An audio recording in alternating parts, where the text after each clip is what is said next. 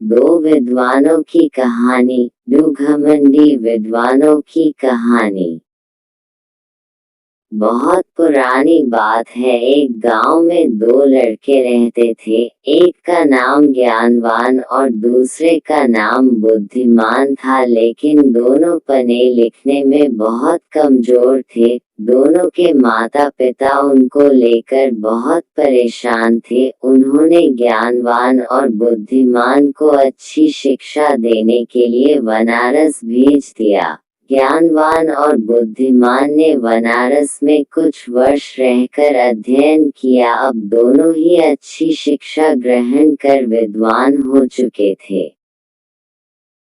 विद्वान होने के साथ ही उनमें इस बात का घमंड भी आ गया था कि वे बहुत विद्वान हैं। हर जगह दोनों ही अपने को अधिक श्रेष्ठ और दूसरे को नीचा दिखलाने का प्रयत्न करते थे। दोनों को कई बार उनके शिक्षकों ने इस बारे में समझाया, किंतु दोनों अपने को ही श्रेष्ठ समझते थे।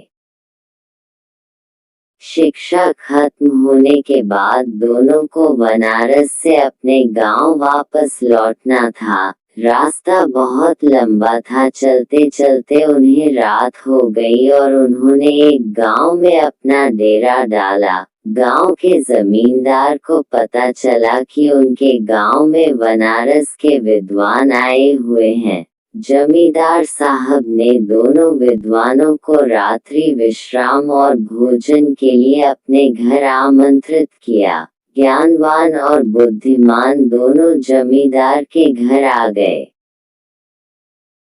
जमींदार ने दोनों के रुकने की अलग अलग व्यवस्था की और स्वादिष्ट पकवान बनवाए। जमींदार पहले ज्ञानवान के पास गया और हालचाल जाना। जमींदार पहले तो ज्ञानवान से बहुत प्रभावित हुआ, किंतु अपने घमंड और बुद्धिमान को नीचा दिखाने के लिए ज्ञानवान जमींदार से बोला, बुद्धिमान तो नाम का बुद्धिमान है, इतने दिन बनारस में रहकर भी वह कुछ नहीं सीखा और अभी भी गधा ही है।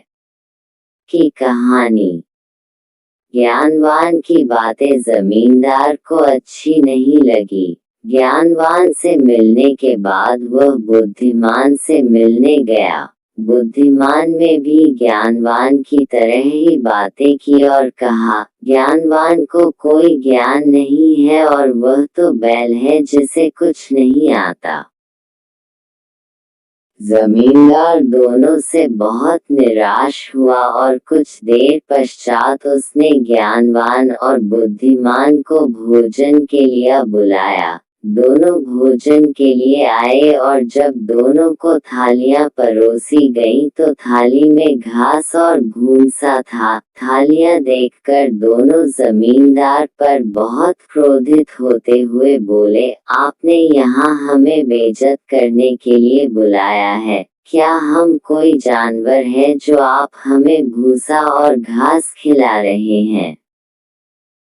जमींदार हाथ जोड़कर बोला, मान्यवर, आप विद्वान हैं और मेरे मेहमान हैं। मेरा उद्देश्य आपके बेइज्जती करना नहीं है। आप दोनों ही विद्वान होकर एक दूसरे को बैल और गधा बोल रहे थे, इसीलिए बैल और गधे का जो भोजन पसंद है मैंने आपको भी वही भोजन परोस दिया।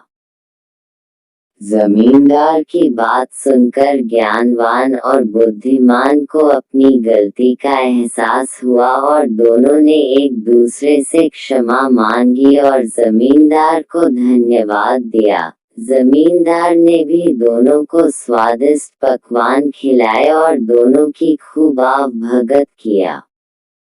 शिक्षा कोई कितना ही बड़ा विद्वान क्यों न हो, अगर दूसरे को नीचा दिखलाने का प्रयत्न करता है तो उसे भी नीचा देखना पड़ता है।